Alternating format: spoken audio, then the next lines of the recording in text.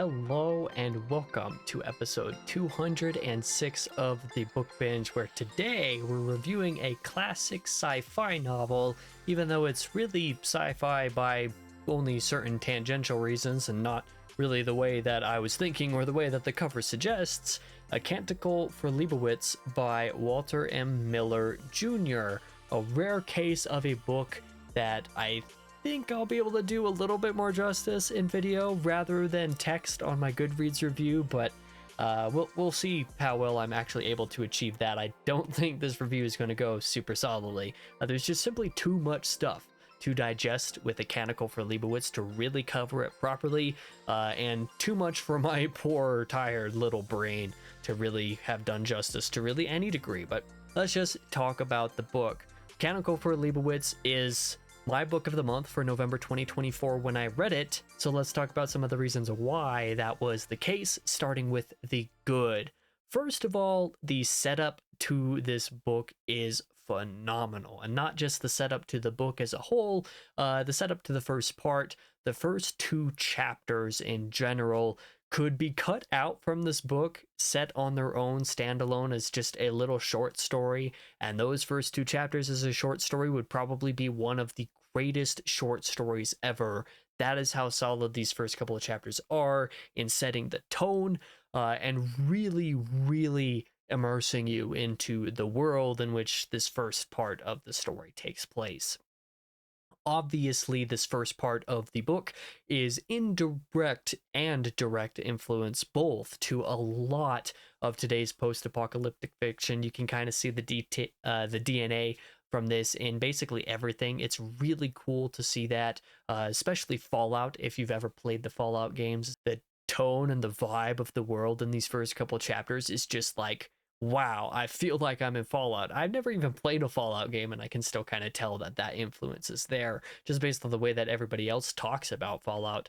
This first part as well, just in general, not just the first couple chapters, but the entire first part, does a very good job of setting up a lot of the tonal and thematic ideas as a whole in the novel. One of these kind of ideas that Walter Miller Jr. definitely messes around with over the course of the telling of A Canticle for Leibowitz is the implicit storytelling, and the themes behind a lot of that. Not just the theological themes, which there are some of that. There's also some social themes in here. There's a lot of the themes of the circularity of history repeating itself, the nature of humankind repeating their own actions. A lot of this kind of stuff in A Canticle for Leibowitz, and a lot of it told implicitly, strangely enough. This is, in my opinion, the primary greatness of this book. Parts 1 and 2 especially do a ton with the implicit storytelling and the thematic relevance of both scientific renaissance and post-apocalyptic survival, and the theology that can kind of encompass both of those worlds and how these things interact, even if over hundreds of years of different time periods. Miller really trusts the reader. He trusts you to pick up what he's putting down, and it's really awesome to actually do that. There are times when this is a little bit less effective, especially if you're a little bit less familiar with certain theological ideas, but it's still really effective even so. I would say part 3 is probably the weakest part as far as this is concerned. If you're not a Catholic, you'll probably have a much harder time picking up some of the theological thematic ideas, but it's still okay because just the variety of narrative, theological, and scientific themes littered throughout the entire thing is just really great, really satisfying to pick up on, and really worth reading for. The time gaps are also pretty genius as a medium for the indirect storytelling of this whole history repeating itself type of thing, because you have to cover a lot of time to be able to cover the story, the historic repeated story that Miller is depicting here, that being a case of nuclear fallout, of nuclear war, the fallout, recovery, and dive back into that story is what this book is about, basically. And Miller just does this so effectively. Like, it's really hard to put into words, but the fact that this book was written in the late 50s, I believe it was, at a time when the Cold War was a thing, and when the fear of nuclear war and fallout was definitely high in the minds of basically everybody alive and conscious in the modern world. or at least in the first world, at the very least. It's just really mind blowing how effective Miller is at putting these fears and the payoffs of some of that throughout the entirety of the book. The prose is also pretty good and thorough and sophisticated when need be, although decently modern and digestible wherever else it needs to be that way as well. One of the things that I felt was particularly notable about the prose of A Canticle for Leibowitz was the way that he plays with etymology and the way that words are constructed and the things that they mean. Because in the wake of a nuclear fallout and destruction of a lot of ancient texts and stuff like that, you get a humanity which doesn't really have much writing or very much of the history of its people. No way for them to really truly learn what happened in the world before, because most of that has been destroyed, whether purposely or as a direct result of the events that caused the fallout in the first place.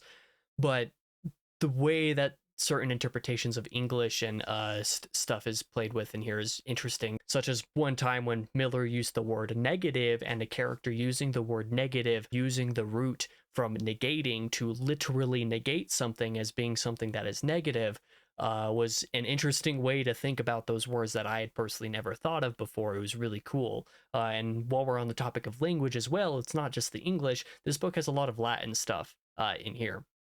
A lot of text, a lot of speech is in Latin. That's not to say a ton of it is, but plenty of it is. And I'm sure if I spent a little bit more time actually digging into that and digging into the literal meaning of some of the Latin in here, I would have gotten even more out of it. But I was a little bit too lazy to do that because there's a good, decent amount of Latin in here. So if that's something that you're interested in or think would be cool, go into it expecting or wanting to try to translate the Latin if you know enough of it, or if you have translators or something like that that could help. It would be really cool, for sure.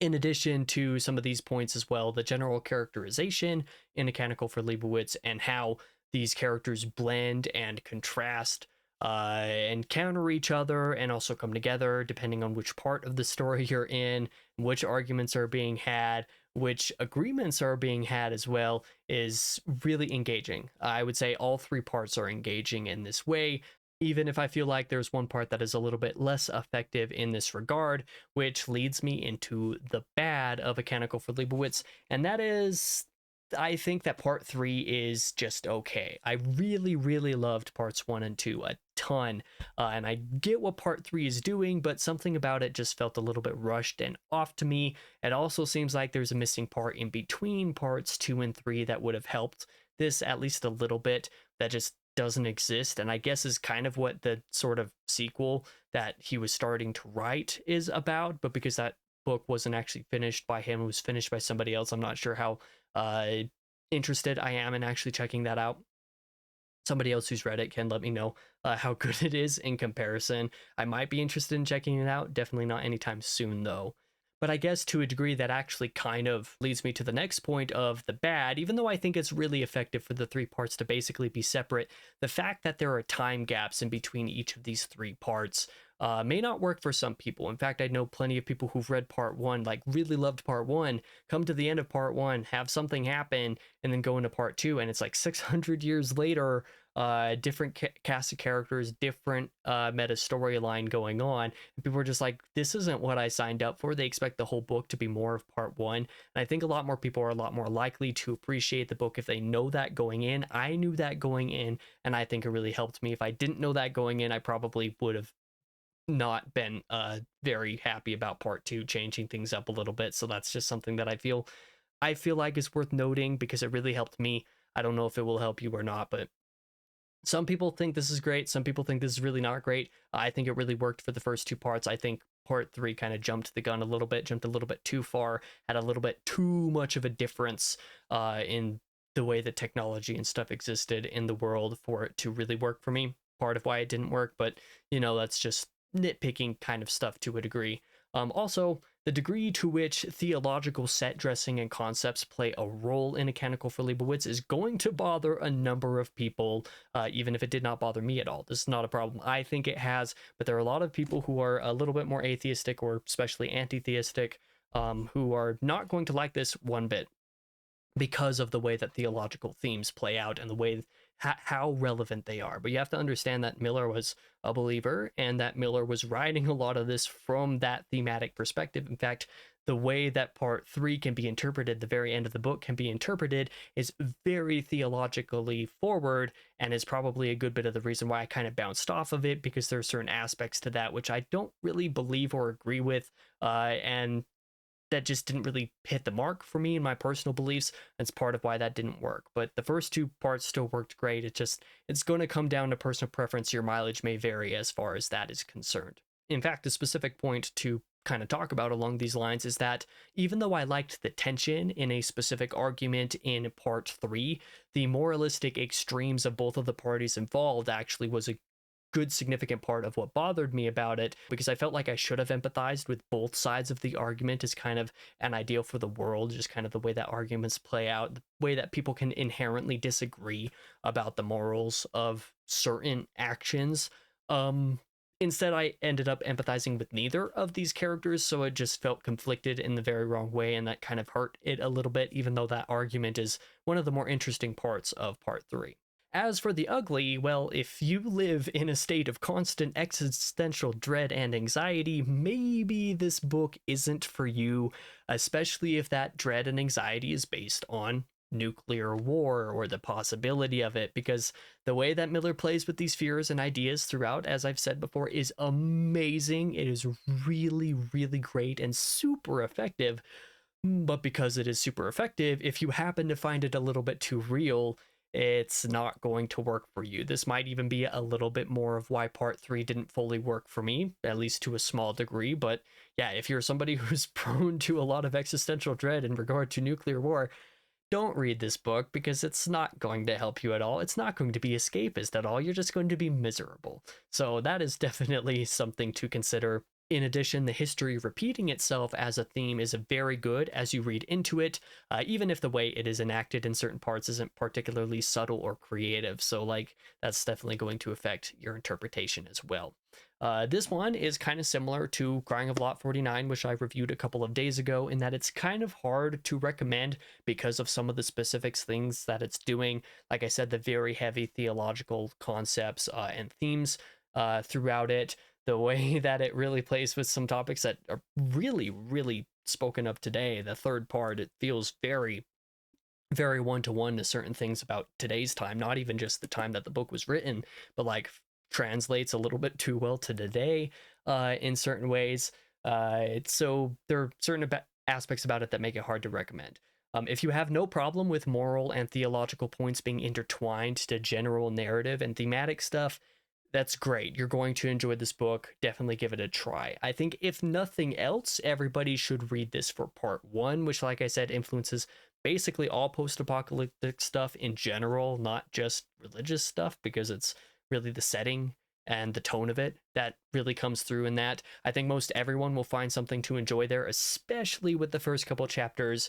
I think the whole thing is worth reading in general. Part 2 is my personal favorite, good enough to read on its own in the future for sure. I think I'll definitely come back to part 2 at some point. I don't know. In the end, I would say yes, I recommend this book.